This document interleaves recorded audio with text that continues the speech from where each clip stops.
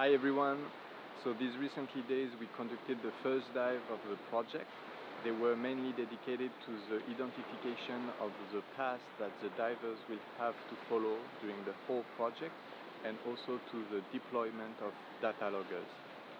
Indeed, to collect robust scientific data, we need to follow the same protocol every single time we dive.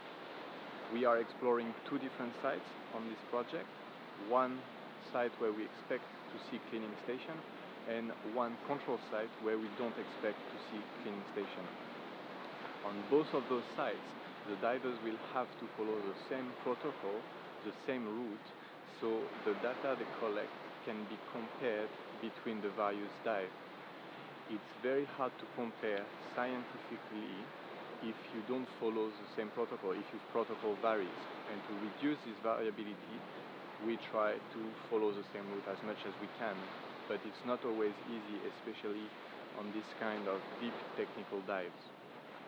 The other aspect of these dives were the deployment of one water level logger at 60 meters and 3 temperature logger at 30, 60 and 100 meters. They will stay underwater for one whole year and monitor, record data, tides and temperature at fixed intervals, so we can better understand the water movements in the project area. And also maybe we can see if there is any correlation between those data and the fish observation and behavior that we encountered.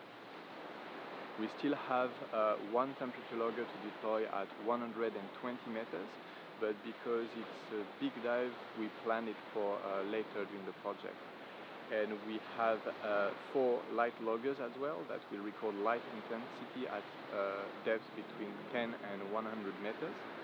But first we needed to test their resistance to water pressure, because they were only given for 30 meters. And here we are planning to deploy one of them at 100 meters, so we had to test their resistance, and hopefully the one that we brought to our 100 meter dive resisted the crash test. So we might be able to successfully deploy them at 4 different depths later during the project. Bye bye!